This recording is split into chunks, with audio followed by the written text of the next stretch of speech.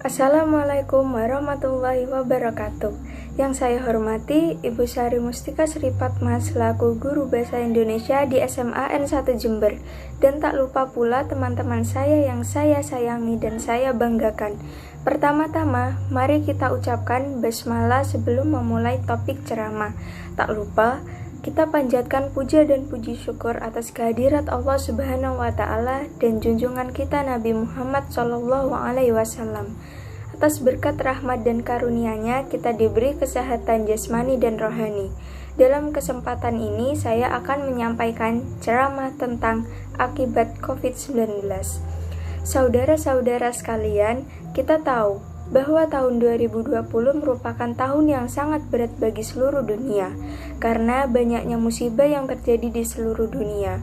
Salah satunya adalah munculnya virus baru, yaitu virus corona. Virus corona atau COVID-19 adalah penyakit menular yang disebabkan oleh jenis coronavirus yang baru ditemukan.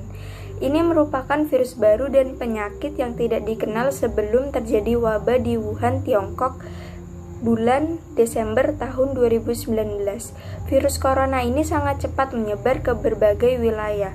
Virus corona sendiri masuk ke Indonesia pada awal bulan Maret dan sampai saat ini belum berakhir.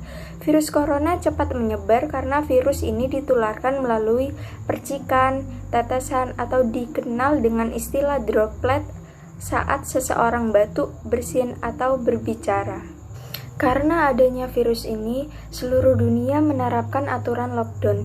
Lockdown sendiri terdapat kelebihan dan kekurangan. Misalnya saja dengan diterapkannya lockdown, mungkin akan mengurangi angka positif COVID-19.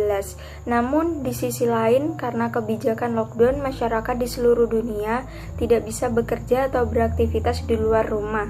Selain itu, lockdown membuat perekonomian dunia hancur karena pusat retail dan toko-toko lainnya ditutup.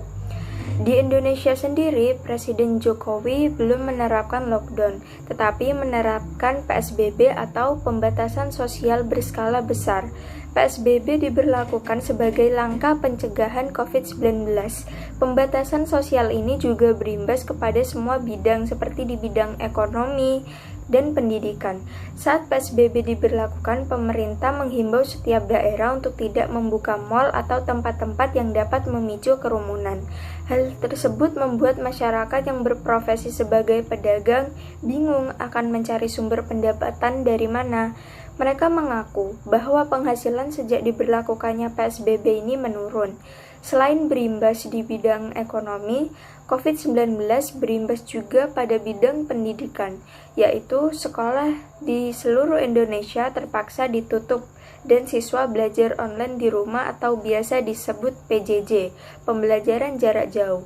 Tentu saja PJJ ini mempunyai kelebihan dan kekurangan, yaitu dengan adanya PJJ bisa mengurangi angka positif COVID-19 di kalangan siswa. Sedangkan kekurangannya ialah PJJ ini kurang efektif karena beberapa keterbatasan seperti kuota, handphone, laptop, dan pembelajarannya yang tidak efektif.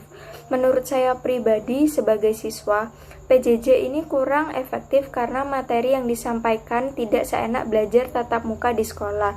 Seringkali siswa merasa bahwa tugas yang diberikan sangat banyak dibanding tugas yang diberikan saat sekolah tatap muka.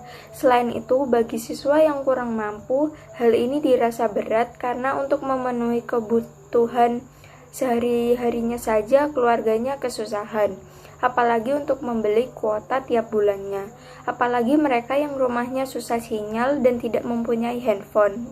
Saudara-saudara sekalian, kita seharusnya bisa bersyukur atas keadaan apapun yang terjadi, karena Allah tidak akan menguji hambanya di luar batas kemampuan hambanya. Untuk mengantisipasi penyebaran COVID-19, kita harus menaati protokol kesehatan yang diberikan oleh pemerintah, seperti tetap waspada dan tidak panik. Hindari keramaian, baik itu di tempat tertutup maupun di tempat terbuka. Gunakan masker di mana saja dan kapan saja, bahkan di dalam ruangan. Ciptakan ruangan dengan ventilasi yang baik seperti membuka jendela sesering mungkin. Tetap jaga kebersihan tangan serta hindari menyentuh bagian wajah sebelum mencuci tangan. Selalu tetapkan jaga jarak pada aktivitas sehari-hari. Apabila kita melanggar aturan tersebut, berarti kita melanggar firman Allah. Dan janganlah menjerumuskan dirimu ke dalam kebinasaan.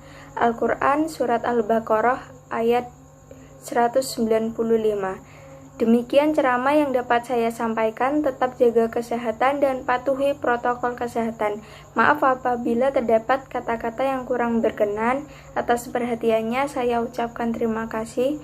Wassalamualaikum warahmatullahi wabarakatuh.